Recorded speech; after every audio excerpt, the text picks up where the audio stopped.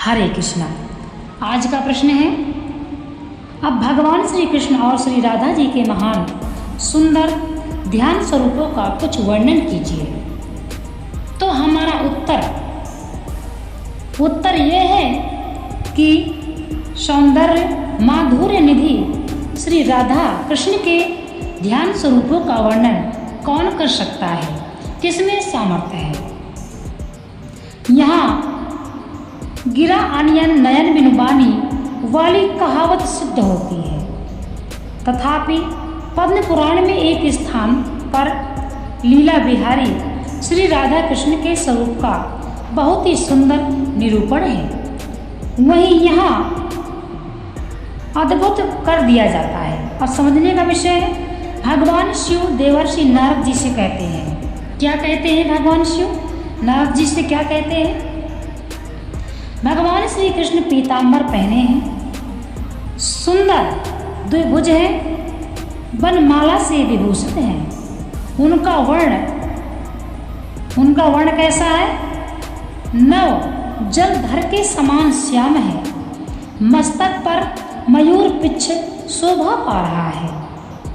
मुखमंडल करोड़ों चंद्रमाओं के समान मनोहर है। वे नेत्रों को घुमा रहे हैं।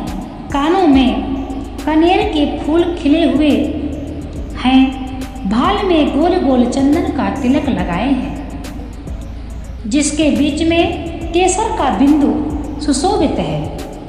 भगवान शिव बता रहे हैं महिमा भगवान कृष्ण की। दोनों कानों में बाल सुई के समान कांति वाले कुंडल विराजमान हैं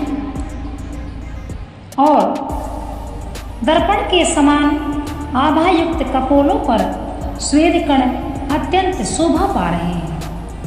भगवान की दृष्टि श्री प्रिया जी के बदन कमल की ओर लगी हुई है।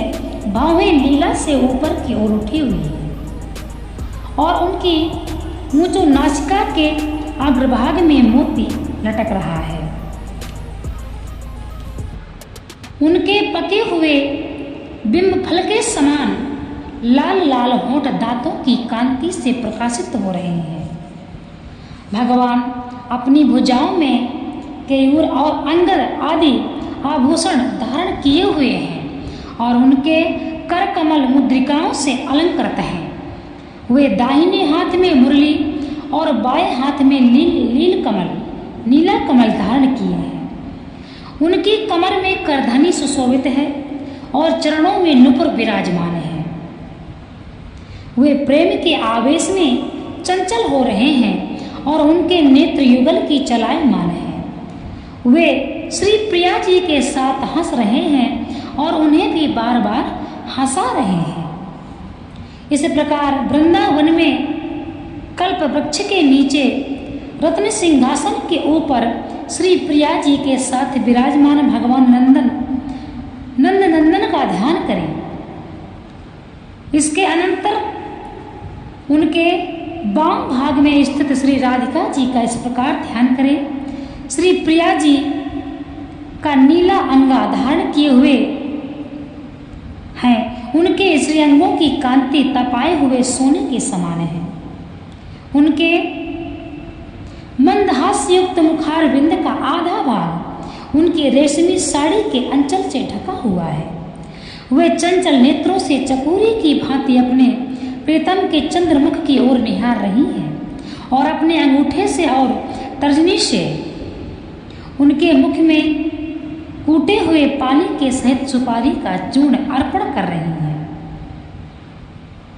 उनके सुंदर पीन और उन्नत वक्षस्थल ऊपर मोतियों का हार लटक रहा है। उनका कटि प्रदेश अत्यंत कृश और स्थूल नितंबर करधनी विराजमान है। वे रत्नजटित काटंग कर्णफूल केयूर अंगूठी और कंकड़ धारण किए हुए हैं। उनके चरणों में कड़े निपुर और रत्नजटित छल्ले सुशोभित हैं। उनके समस्त अंग इतने सुंदर हैं मानो वे लवंड के सार ही हैं। वे आनंद रूप से डूबी हुई हैं, अत्यंत प्रसन्न है और उनके अंगों में नव यौवन झलक रहा है। ब्राह्मण देव उनकी सखियां उन्हीं के समान गुण और अवस्था वाली हैं और उन पर चरण डुला रही हैं तथा पंखा झल रही हैं। यह राधा कृष्ण के स्वरूप का ध्यान है। यहाँ एक बार फिर चेतावनी देना उचित है कि परम वैराग्यवान पुरुषों को ये इस साधना में प्रवृत्त होना चाहिए, नहीं तो अनिष्ट की आशंका है। इस प्रकार से भगवान शिव नारद जी से भगवान श्री कृष्ण का रूप का छवि का वर्णन करते हैं। नारद जी कहते हैं, क्या इस स्वरूप का साक्षात्कार भी हो सकता है? तो किस उपाय से? भगवान क्या कहते हैं, शिव जी क्या कहते हैं? अवश्य ही हो सकता है। जब युगल सरकार कृपा करके अपने दुर्लभ दर्शन देना चाहे तभी दर्शन हो सकते हैं। उनकी कृपा ही साक्षात्कार का उपाय है। तब नारद जी कहते हैं, क्या साक्षात्कार में भगवान की मुरली ध्वनि, नुपुर ध्वनि सुनाई दे सकती है? क्या उनके श्री अंग की मधुर दिव्य गंध और उनके दिव्य चिन्मय चरणों का स्पर्श हो सकता है? भगवान शिव क्या कहते हैं, भोलेनाथ, दर्शन होने पर उनकी कृपा से सभी कुछ हो सकता है, परंतु एक बात याद रखनी चाहिए कि वे सब बातें ध्यान में भी हो सकती हैं। जैसे स्वप्न में देखना, सुनना, सूंघना, स्पर्श करना सब कुछ होता है, वस्तुतः वहाँ अपने से कोई भिन्न वस्तु नहीं होती। भगवान शिव समझा रहे हैं, सब मन की ही कल्पना होती है। इसी प्रकार ध्यान काल में भी मनोनिर्मित विग्रह, हम भगवान के स्वरूप का जो ध्यान करते हैं, मनोनिर्मित विग्रह का स्पर्श, मुरली ध्वनि या नुपुर ध्वनि का श्रवण, ध्यान में भी हम भगवान का दर्शन कर सकते हैं।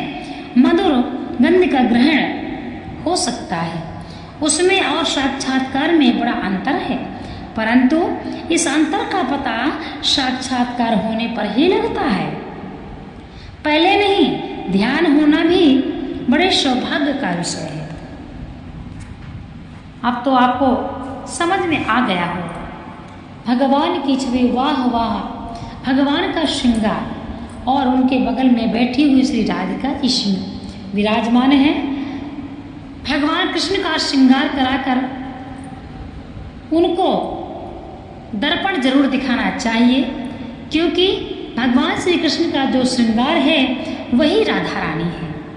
भगवान कृष्ण का श्रृंगार ही राधा है, इसलिए भगवान कृष्ण का श्रृंगार बहुत अच्छे से और भाव से करना चाहिए। समझने का विषय है। पद्म पुराण में इस प्रकार भगवान के रूप का वर्णन हुआ है, भगवान के श्रृंगार का वर्णन हुआ है। भगवान शिव नारद जी से कहते हैं,